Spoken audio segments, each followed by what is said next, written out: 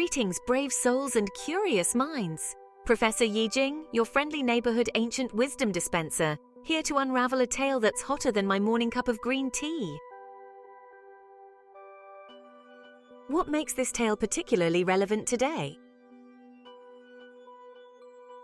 Imagine Game of Thrones meets ancient Chinese philosophy, sprinkled with a dash of political commentary that's spicier than Sichuan hot pot. This story has everything: mysterious flames, questionable leadership decisions, and enough metaphors to keep an English professor awake at night. With a healthy dose of skepticism, a splash of humor, and perhaps a cookie or two. Trust me, I've been analyzing these tales longer than most of my students have been alive. As we embark on this analytical journey together, remember, like any good flame, this tale will illuminate some uncomfortable truths. But don't worry, I've packed enough wit and wisdom to make the burning questions feel more like a warm intellectual embrace rather than a full-on metaphysical inferno. Shall we begin? Once upon a time, in a world shrouded in mystery and magic, there existed two lands as different as night and day: Amalira and Gazani. Amalira, a kingdom of towering castles and verdant fields, was ruled by powerful monarchs who commanded respect and instilled fear. In stark contrast lay the rugged valley of Gazani, where life was a relentless struggle against the elements. The Gazani people, known for their resilience, lived in modest homes carved from the rock of their harsh landscape. It was in this complex tapestry of contrasts that our story begins, weaving a narrative that would reveal the deepest truths hidden within the human soul. The Amalirans, rulers of their prosperous kingdom, wielded their power with an iron grip. The royal family, adorned in luxurious robes and jeweled crowns, commanded absolute loyalty from their subjects. However, this power came at a cost. Among their enemies were the Shadows, a clandestine group that lived among the Gazani and sought to undermine the Amaliran rule. In Gazani, the suffering of the people was palpable. Yet in the face of adversity, the Gazani displayed remarkable tenacity, finding solace in their shared hardships and collective hope for a better future. The tension between the powerful Amalirans and the beleaguered Gazani set the stage for a conflict that would test the very fabric of their societies. As the Amalirans tightened their grip, the Gazani's resolve only grew stronger. Among the many legends that circulated through the lands of Amalira and Gazani, none were as feared and revered as the tale of the Flames of Truth. These mystical flames were said to possess the power to reveal the deepest, darkest secrets of anyone who came near them. For the Amalirans, the Flames of Truth were a tool of power and control. In Gazani, however, the Flames of Truth were seen as a beacon of hope and justice. The Gazani believed that the flames could bring an end to their suffering by exposing the true nature of their oppressors. The dual nature of the Flames of Truth, both feared and revered, added a layer of complexity to the already tense relationship between Amalira and Gazani. As whispers of the flames began to spread, their legend grew, taking on a life of its own. It was this legend that would ignite the events of our haunting tale, casting a spectral glow over the lands and the people who inhabited them. As the story of the Flames of Truth began to unfold, the atmosphere in both Amalira and Gazani grew increasingly tense and foreboding. The once vibrant fields of Amalira seemed to dim, their colors muted by an unseen pall. In Gazani, the mists thickened, swirling ominously around the valley as if harboring secrets yet to be revealed. The eerie tone of the tale was further heightened by the arrival of a wise traveler from the mystical Council of Peace. Her presence was both a harbinger of hope and a portent of doom. Her journey through the mist-laden lands added to the atmosphere of mystery and tension. As the dark, misty nights of Halloween approached, the stage was set for a tale that would blend myth and reality, hope and despair, light and darkness. It was in this eerie, otherworldly setting that our story would unfold, weaving a haunting narrative that would linger in the minds of those who heard it long after the flames had dimmed. On a night when the veil between worlds thinned and shadows danced with newfound vigor, a lone figure emerged from the mists surrounding Amalira. Her name was Amalira, and she was a traveler from the distant Council of Peace, a group revered for their wisdom and neutrality. Ilara's journey had been long and arduous, her path illuminated only by the pale glow of the harvest moon and the flickering light of her lantern. The weight of her mission pressed heavily upon her shoulders, for she carried news that could shatter the fragile peace that held the lands together. Ilara's arrival at the grand gates of Amalira's capital city was an understated affair. Despite her unassuming entrance, there was an air of quiet authority about her, a sense of someone who had walked paths unseen by ordinary men and women. Word of Ilara's arrival spread quickly through the castle, reaching the ears of the king himself as he sat upon his throne, a goblet of rich wine warming his hand. King Alaric, a man known for his sharp intellect and even sharper tongue, regarded the news with a mixture of curiosity and suspicion. Ushered into the grand throne room, Ilara found herself standing before King Alaric. The king, a man of imposing stature and piercing gaze, sat upon a throne of obsidian and gold, his expression unreadable. Your Majesty, I come before you as a humble servant of the Council of Peace, bearing tidings from the valley of Gazani. Her words, spoken in the common tongue of the land, were measured and precise, each syllable carrying the weight of 1,000 unspoken truths. The land burns, Your Majesty. Homes lie in ashes, fields are barren, and the cries of children echo through the smoke-filled air. She painted a vivid picture of the suffering she had witnessed, the gaunt faces of starving families, the charred remains of once thriving villages, the palpable fear that hung heavy in the air. The king listened intently, his face betraying no emotion as Ilara spoke. When Ilara finished speaking, the silence in the throne room was deafening. We are aware of the unrest in Gazani, traveler. The shadows, a vile and treacherous lot, have long plagued our borders, sowing discord and inciting rebellion. He spoke of the shadows with a disdain that was palpable, his tone brooking no argument. Our forces are even now engaged in rooting out this menace, bringing swift justice to those who would threaten the peace and prosperity of Amalira. He spoke of justice, but Ilara heard only the clanging of swords and the screams of the fallen. Your Majesty, the suffering I've witnessed knows no allegiance. It is not just the shadows who are consumed by these flames, but innocent families, women, children. The king, his patience wearing thin, rose from his throne, his towering figure casting a long shadow across the polished floor. The grievances of those who harbor our enemies are of little consequence. You have delivered your message, traveler. You are free to depart. His words, though seemingly final, held a chilling undertone, a subtle threat that did not escape Ilara's notice. Dismissed from the king's presence, Ilara found herself back in the cold, impersonal corridors of the castle. The weight of her failure pressed heavily upon her, the king's indifference a bitter pill to swallow. She had failed to sway the king with words, but she refused to believe that all hope was lost.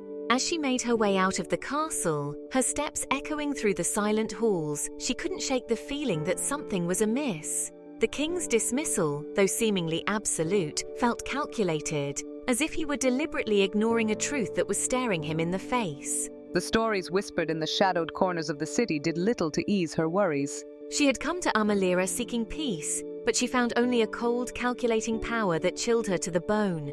She had to find a way to make them see the truth, no matter how painful it might be. With a heavy heart and a renewed sense of purpose, Ilara left Amalira behind. She sought the wisdom of the Council of Peace. The journey was arduous but necessary. The council welcomed her with open arms. She recounted her encounter with King Alaric. The flames in Gazani are a deeper imbalance, an elder observed. A reflection of darkness in men's hearts. Her words struck a chord within Ilara. The council decided Ilara's tale was too important to ignore. Ilara volunteered to deliver their message. Days turned into nights as Ilara journeyed back to the familiar sanctuary of the Council of Peace.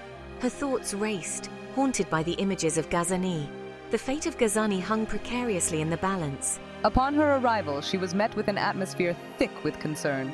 The elders, their faces etched with worry, gathered to hear her report. The flames had spread with terrifying speed, fueled by the winds of indifference. It was the plight of the innocents that truly broke her heart. Faced with the escalating crisis in Gazani, the Council of Peace turned to their most trusted source of guidance, the ancient art of Yi-Jing divination. This ancient system, passed down through generations of wise men and women, offered insights into the patterns of the universe, illuminating the hidden connections between seemingly disparate events. The elders gathered in a secluded chamber, its walls adorned with intricate symbols and diagrams representing the 64 hexagrams of the Yi-Jing. The air crackled with anticipation as they prepared to consult the ancient oracle, seeking its wisdom in this time of turmoil and uncertainty. With reverence and care, they cast the yarrow stalks, their movements precise, their faces etched with concentration. The stalks fell upon the table, forming a pattern that spoke of conflict and danger, of hidden motives and unforeseen consequences. The hexagram that emerged from their divination was Li, the clinging fire, a symbol of both illumination and destruction. The flames of Gazani are a manifestation of the clinging fire. They represent the destructive power of unchecked ambition, the tendency for conflict to consume all that it touches. His words, though spoken softly, carried the weight of ancient wisdom. The elders contemplated the meaning of the hexagram, their faces illuminated by the soft glow of flickering candles. The clinging fire, they knew, was a double-edged sword. It had the power to illuminate the truth, to burn away deceit and illusion, but it also had the potential to rage out of control, leaving behind only ashes and despair. As the elders delved deeper into the meaning of the hexagram Li, a chilling realization dawned upon them. The flames consuming Gazani were more than just a physical threat. They represented a deeper imbalance, a corruption that had taken root in the hearts of men. The Yi-Jing, in its cryptic wisdom, was warning them that the true danger lay not in the flames themselves, but in the forces that had ignited them. The clinging fire thrives on deceit and manipulation. It feeds on the darkness within, blinding us to the suffering of others. Her words, spoken with the weight of experience, cast a long shadow over the chamber. We have been too focused on the outward manifestations of this conflict. We have allowed ourselves to be blinded by the smoke and the flames, failing to see the true enemy that lies within. His words, spoken with the weight of self-reproach, hung heavy in the air. The Yi-Jing, they realized, was urging them to look beyond the surface, to see the hidden connections between events, to understand the root causes of the conflict that was tearing their world apart. The flames of Gazani were a symptom of a deeper malaise, a sickness that had infected their leaders, blinding them to the suffering of their people. The council, their faces grim, recognized the gravity of their task. They had to find a way to break through the veil of deception, to expose the truth that lay hidden beneath the surface. The fate of Gazani, and perhaps the world, depended on their ability to understand and act upon the wisdom revealed by the ancient oracle. The Council of Peace faced a choice with far-reaching consequences. Heed the warning of the Yi-Jing, confront the forces of darkness, or turn a blind eye, hoping the crisis would resolve itself. The easy path of inaction was fraught with peril. Ignoring the warning meant condemning Gazani to a fiery demise. The flames of conflict would spread unchecked. Confrontation was fraught with its own dangers. Challenging the forces risked incurring the wrath of those in power, those who benefited from the status quo. It meant jeopardizing their own safety in pursuit of truth. The debate was long and arduous, weighing the costs and benefits of action versus inaction. Some argued for diplomacy and tact, others argued for exposing the truth no matter the consequences. The decision came down to a simple question: what was the purpose of their existence if not to stand up for what was right? To fight for justice and peace, even in the face of overwhelming odds. The answer, though daunting, was clear. Despite the daunting task before us, a glimmer of hope emerged from our deliberations. We've faced difficult choices before, stared down the forces of darkness, and emerged victorious. Our faith in the balance of the universe, in the cyclical nature of light and shadow, has never wavered. They drew strength from the ancient wisdom of the Yi-Jing, which taught them that even in the darkest of times, a spark of hope remained. The hexagram Li, though a symbol of danger, also represented illumination, the potential for truth to burn away deceit and illusion. We resolved to act, to use our influence, our wisdom, and our compassion to try to quell the flames engulfing Gazani. We know the task will be perilous, that we will face opposition from those who benefit from the conflict. but we are determined to do everything in our power to restore balance to our world. They would send emissaries to all the kingdoms, bearing messages of peace and urging the rulers to reconsider their allegiances. They would call upon the people to open their hearts to compassion, to recognize the shared humanity that bound them together despite their differences, and they would continue to seek guidance from the Yi-Jing, trusting in its ancient wisdom to illuminate the path towards a more just and peaceful future. As we concluded our meeting, a sense of grim determination settled over the chamber. We know the road ahead will be long and arduous, but we are prepared to face the challenges that await us. The fate of Gazani, and perhaps the world, rests on our shoulders, and we will not falter. The flames in Gazani raged, casting a long, ominous shadow. News of the tragedy spread like wildfire carried by the winds of rumor.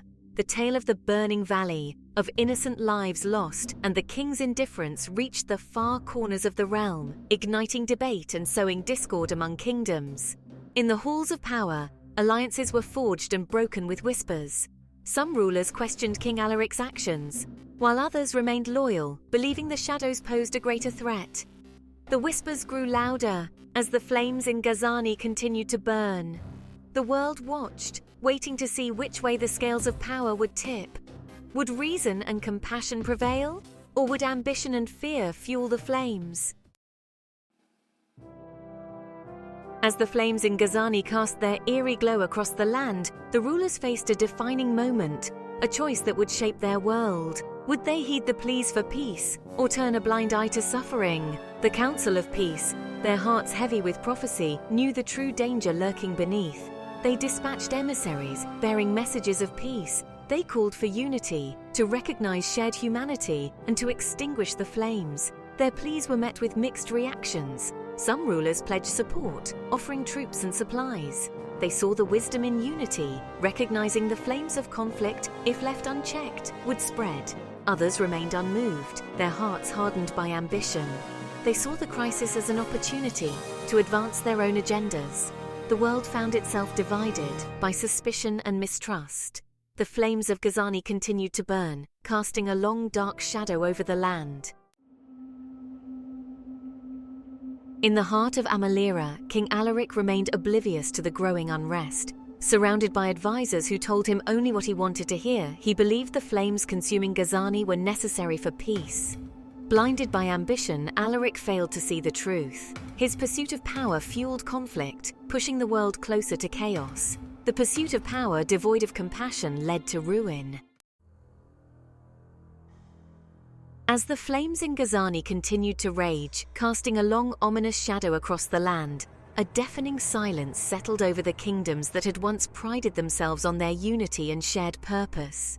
It was the silence of fear, of indifference, of complicity in the face of injustice. It was a silence that spoke volumes, revealing the true nature of the hearts of men. Those who had the power to speak out against the injustice, to challenge the king's actions and demand an end to the violence, remained conspicuously silent, their voices stifled by fear, self-interest, or a misplaced sense of loyalty. They chose to look away, to pretend they did not see the suffering, to convince themselves that their silence was not a form of consent. The common people, caught between the indifference of their rulers and the flames of conflict, could only watch in horror as their world crumbled around them. They had always believed in the strength of unity, in the power of collective action, but their faith was shaken as they witnessed the apathy of those in power.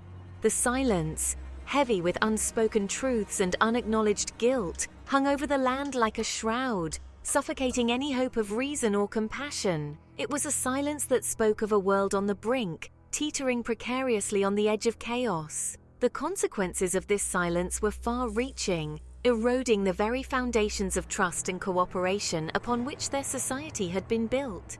It created a climate of fear and suspicion, where neighbors turned against each other, and the bonds of community were strained to the breaking point.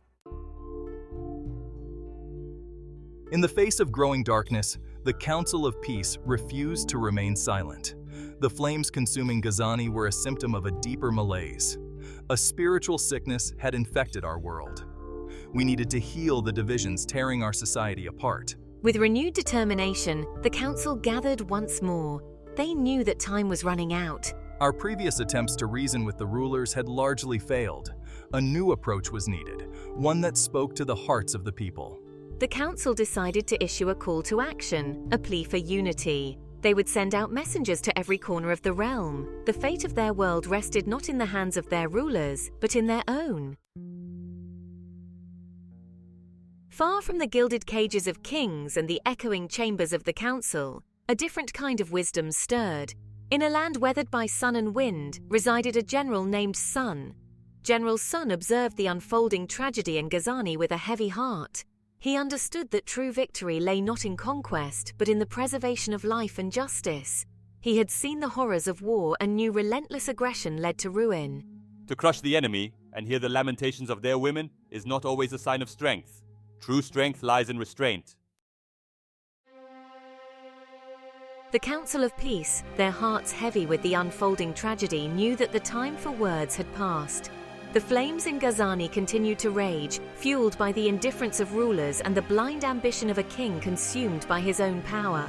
Gathering once more in their secluded chamber, their voices a symphony of concern and resolve. We must be the voice of the voiceless, make the world see the faces of the innocent, feel the heat of the flames that consume their homes and their hopes.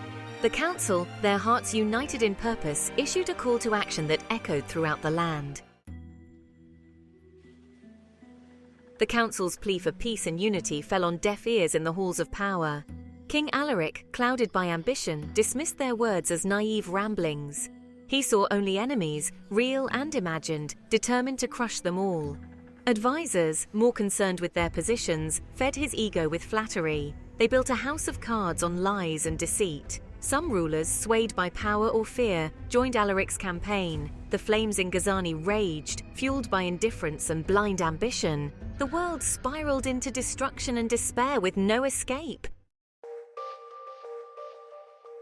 In the quiet solitude of the council's hidden valley, a sense of foreboding settled over the elders. They consulted the Yi-Jing, the Book of Changes, its hexagrams offering insights into the patterns of the universe. The stalks of yarrow fell upon the table, forming a pattern that spoke of stagnation.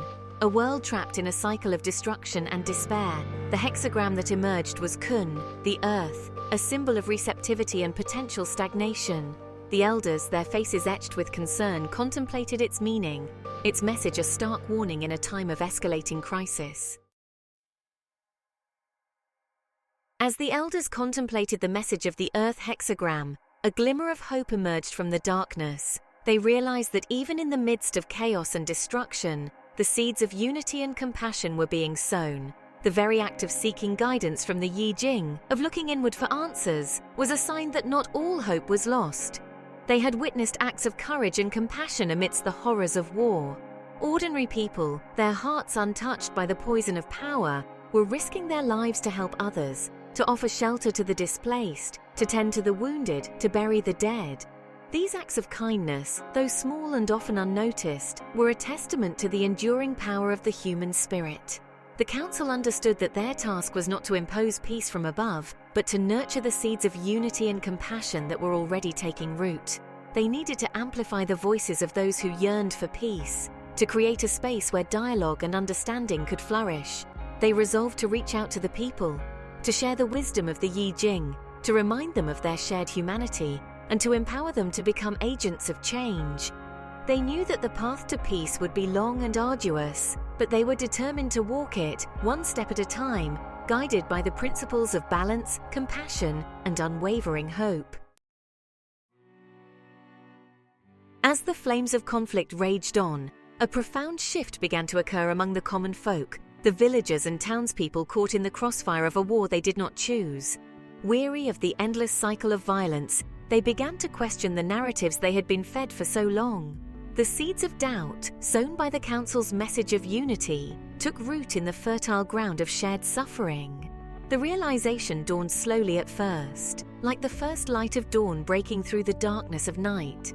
It began with hushed conversations in marketplaces, with knowing glances exchanged between neighbors. Now they were realizing that they also held the key to peace. While the villagers began to awaken to the truth, Amalira, the wise traveler from the Council of Peace, found herself drawn back to the heart of the conflict, her path leading her once more to the gates of Amalira. She had delivered the council's message, had witnessed the king's indifference, and had felt the sting of failure. Yet she could not shake the feeling that her role in this unfolding tragedy was far from over. The stories of the villagers' awakening, their growing resistance to the war, had reached her in her travels, filling her with a renewed sense of hope. She realized that true change could not be imposed from above, but had to spring from the hearts of the people. Her role, she now understood, was not to be a messenger, but a catalyst, a spark to ignite the flames of truth that would burn away the lies and illusions that held their world captive. Armed with the wisdom of the council and the unwavering belief in the power of truth, Amalira resolved to confront King Alaric once more, to hold up a mirror to his darkness and reveal the true cost of his ambition. She knew that her task was perilous, that she faced the very real possibility of imprisonment or even death.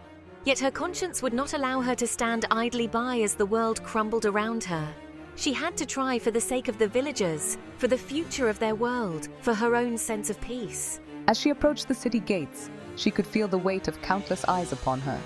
The guards, their faces hardened by years of war, regarded her with suspicion, their hands resting on the hilts of their swords. The air crackled with tension, the silence broken only by the flapping of banners in the wind and the distant cawing of crows.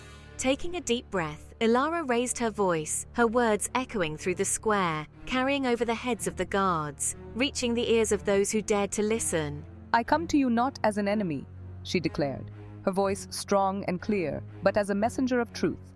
"The flames that consume Gazani are not a force of nature, but a creation of our own making, fueled by the lies we tell ourselves and the darkness we harbor in our hearts." Amalira's words, spoken with the raw power of conviction, hung in the air, a challenge to the prevailing narrative. The guards, though initially resistant, found themselves stepping aside as she approached. News of her arrival spread like wildfire through the city, reaching the ears of the king himself. Undeterred by the king's wrath, Amalira continued to speak, her voice ringing out through the streets. She spoke of the suffering she had witnessed in Gazani, the charred ruins of homes. And then, with a flick of her wrist, she ignited a small flame in the palm of her hand. "These are the true flames of truth," she proclaimed, her voice echoing through the square. The crowd gasped, their eyes drawn to the flickering flame. The flames Amalira ignited in Amalira spread far beyond the city walls. They became a symbol of hope in a world teetering on chaos. Whispers of truth, once silenced, grew louder, carried by the winds of change. King Alaric tried in vain to silence the dissent. The more he suppressed the truth, the stronger it grew. The flames of truth proved impossible to extinguish. They spread, revealing lies and manipulations. The people demanded justice and an end to violence. The flames of truth continued to burn, illuminating the path to a just future. The tale of the flames of truth, passed down through generations, serves as a haunting reminder that the pursuit of truth and justice is an ongoing journey, a flame that must be carefully guarded and nurtured, lest it be extinguished by the winds of indifference or the storms of oppression. It is a story that speaks to the power of courage, the importance of speaking truth to power, and the enduring strength of the human spirit. The flames of conflict that once ravaged the land of Gazani have long since been extinguished. But the lessons learned from that tumultuous time continue to resonate through the ages. The villagers, their spirits tempered by hardship and their hearts opened by compassion, emerge from the ashes with a newfound appreciation for the fragility of peace and the importance of unity. The legacy of the flames of truth lives on in the hearts of those who dare to challenge injustice, to speak out against oppression, and to work tirelessly for a more just and compassionate world. It is a legacy that transcends time and place, reminding us that the pursuit of truth and justice is a responsibility shared by all who believe in the power of the human spirit to overcome even the darkest of times. And so, the tale is passed down from generation to generation, a flickering flame of hope in a world that often seems shrouded in darkness, a reminder that even the smallest act of courage can ignite a fire that can change the world. For the flames of truth, once ignited, can never be truly extinguished. The echoes of the flames of truth reverberate through the ages, a haunting reminder that the pursuit of justice is not a destination, but an ongoing journey, a path fraught with challenges, setbacks, and the ever-present temptation to turn away from the darkness. It is a journey that demands unwavering courage, an unyielding belief in the power of truth, and a willingness to confront not only the shadows lurking in the world around us, but also the shadows that reside within our own hearts. The tale of Amalira and Gazani, of kings blinded by ambition and villagers awakened to the truth, is not merely a relic of the past, but a reflection of the timeless struggle between power and justice, greed and compassion, ignorance and enlightenment. The villagers' awakening, their recognition of their shared humanity and their collective power to challenge the status quo, offers a glimmer of hope in the darkness. It is a testament to the indomitable spirit of those who refuse to be silenced, who dare to dream of a better world, and who are willing to fight for it even in the face of overwhelming odds. The journey towards justice begins in the quiet chambers of our own hearts. Here we confront the shadows within, the fear, greed, and indifference. By acknowledging our darkness, we appreciate the light and compassion that must guide us. King Alaric's tale warns of power's seductive nature and ambition's corrupting allure. His downfall was a gradual erosion of his moral compass. The pursuit of justice requires constant vigilance and self-accountability. It is a journey of self-discovery and embracing our shared humanity. The villager's redemption shows the power of forgiveness and unity. It is never too late to change course and embrace the light. Let us dedicate ourselves to building a world where justice prevails. The path towards justice is rarely smooth or straightforward. It is a winding road, filled with obstacles and moments of despair. We must draw strength from those who have kept the flame of justice burning. Amalira, the wise traveler, embodies perseverance. She faced setbacks and witnessed horrors, but never lost sight of her purpose. Her journey reminds us that the path towards justice demands unwavering commitment. The villager's collective will has the power to transform the world. The legacy of the flames of truth calls upon us to embrace perseverance and never give up hope. Though the events of our tale transpired in a distant past, the flames of truth still burn brightly. The names and faces may have changed, but the struggle for justice remains eerily familiar. From the halls of government to the streets of our cities, the battle between darkness and light rages on. We see the flames reflected in the eyes of those who have been marginalized and silenced. We feel their heat in the injustices that continue to plague our world. The legacy of the flames of truth serves as a stark reminder that we are not passive observers. We are all participants, whether we choose to acknowledge it or not. Our silence, our inaction, only serves to fan the flames. The tale of Amalira and Gazani is not merely a history lesson, but a call to action. The pursuit of justice is a collective responsibility. The flames of truth still burn, illuminating the path towards a more just world. The question that remains is, will we heed their call? As the echoes of the flames of truth fade into the mists of time, we are left with a profound and enduring message. A message that transcends the boundaries of time and space, speaking to the very core of our shared humanity. It is a message that calls upon us to embrace truth, to seek justice, and to never give up hope, even in the face of adversity. The legacy of the flames of truth is a call to action, a challenge to embrace our shared humanity, and to work tirelessly for a world where peace, justice, and compassion prevail. We have observed that it is not only possible to combine ancient Eastern wisdom with modern financial strategies, but it is also entirely feasible. This fusion represents a revolutionary approach. From embracing change to finding the right balance between empathy and determination, these principles provide a refreshing perspective on business management. Therefore, let us remain optimistic. These timeless yet relevant strategies can help businesses to thrive. The importance of balance and strategic thinking cannot be overstated. The key is to find the ideal equilibrium and maintain agility, much like a tightrope walker with a safety net. To successfully navigate the future economy, it is essential to adopt careful, intelligent strategies that emphasize balance and adaptability. The current global market situation is complex. It is a mixture of favorable and unfavorable conditions, presenting both opportunities and risks. The environmental resources of each region on Earth are distinct due to their unique latitudes and longitudes. We can summarize real-time opinions by using advanced artificial intelligence technologies, such as neural networks, which take into account regional characteristics and national economic data. By watching our videos each week, you can stay well-informed with minimal time investment, gaining valuable insights that will enhance your life in many ways. To succeed in these volatile financial environments, it is crucial to remain adaptable and avoid unnecessary risks. No matter your level of investment experience, it is important to keep an eye on our video releases to make more informed decisions. Remember, knowledge is not only a tool to enhance your value, it is also a form of power. If there are any topics you are interested in, feel free to leave a comment. As we conclude this episode, I would like to extend my sincere gratitude to all of our viewers for their continued support. If you found today's video helpful, please like it so that you can easily return to it when needed. Thank you for your attention and support.